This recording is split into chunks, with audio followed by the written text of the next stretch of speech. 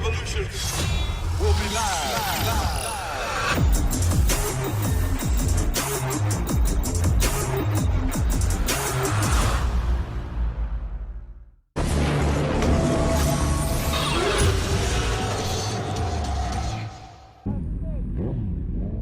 What's going on YouTube? This is Man ZX Predator. Alex X is hitting you with another video and a vlog, time to talk type setup. And I did want to give you guys a couple updates. I do have another episode of What You Riding that I haven't uploaded yet. It'll be cool. Did that right in front of Absolute Cycle with my buddy Mike Alonso. So you'll be seeing that and a ride video that we did together. I am backlogged on a couple of videos. Remember, I was away for duty, and I'm getting caught up as best as I can without over surging you guys with content. So I'm slowly trickling that stuff out. But you're seeing stock footage of night riders. We were at bike night in the local area in Linden. You know, I believe, yeah, I think my team was invited. I just tagged along and figured y'all saw the first part of that video. But I did also want to give a shout out to Motomac and Daniel from our crew. We had some fun last night, and I learned a little bit of my bike's limitations, where I am as a rider, and you know, some things that I definitely need to learn. But I do know that my bike, as I was talking to my shop guy today, the stock gearing is supposed to be 1741, but I'm running a 42. But that's how I purchased the machine. So I mean, I do get that nice top end, but it's not really conducive to being successful for like the road races. So gearing is important for that mid-range success. And every day is a learning experience. So I mean, we had hella fun. Let me tell you, that was some cool beans. And Motomac's guest, I didn't catch his name. I've seen him before. We from NJR, cool cat, giving us some really cool info. And it was a good time, man. You know, Trav, that's been my friend for a long time, and I'm happy to see the success that he's garnering and the network gain that he's making. And you know, now he's going to be closer to my area in the coming weeks. And you know, I told him, hey, we'll do some more collabos, have some fun, and go out there. But one thing I am learning, and I had to accept the truth, is that these new leader bikes are fast. Like the new ZX10 that Trav has, Chris Jones, or the Siege, even when Slim Thug, when I was running that bike when he and 650 came to visit back in December, those bikes are fast. Like that mid-range, I know when we did I did one of the pulls with Motomac, like we're neck and neck in second gear. In the minute I went into third, that 10 kept moving, you know. And in fearing of hitting my limiter, that's where I think I need to, you know, start working with my gearing.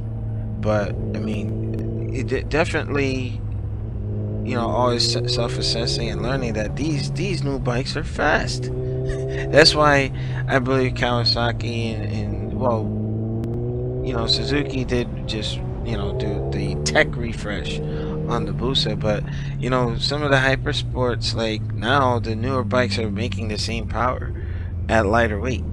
So that's just something, you know, learn from the sessions. It was some good stuff. Setup is important.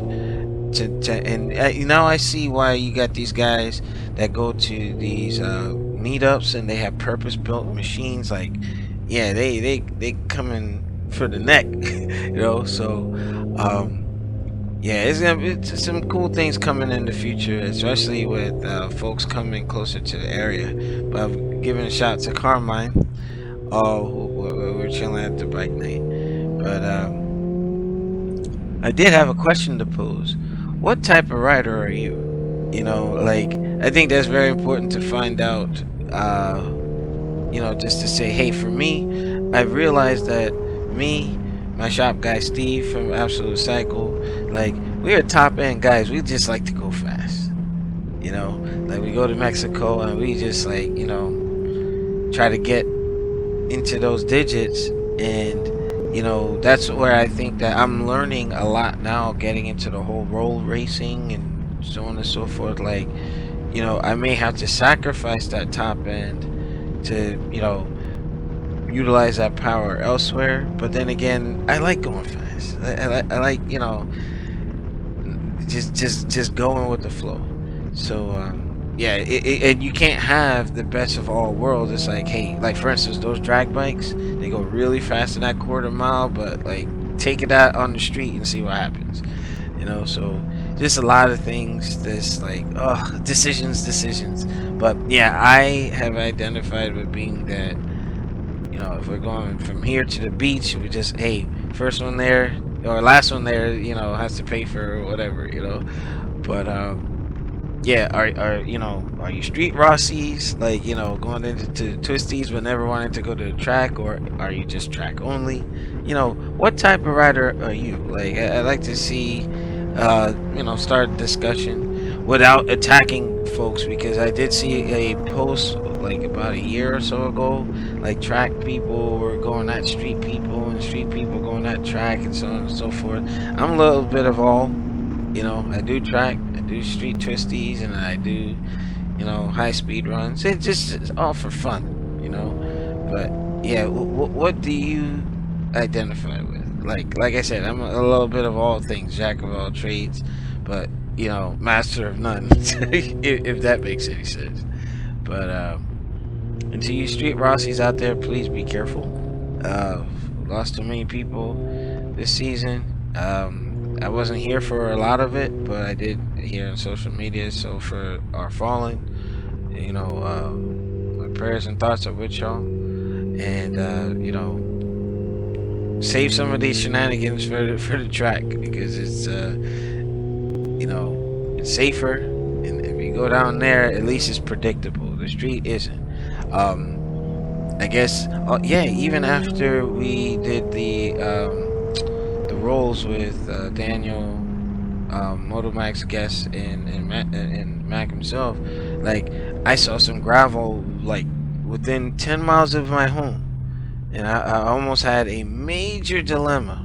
And ZX Predator probably wouldn't be producing this video right now for you.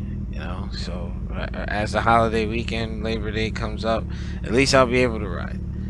Gravel just at night. Yeah, that wasn't cool. But in any case, as you know, the International Bike Show has been canceled due to things with De Blasio and the whole thing with proof of vaccination and whatnot. So Progressive pulled out of that, but hopefully we can get something for next year.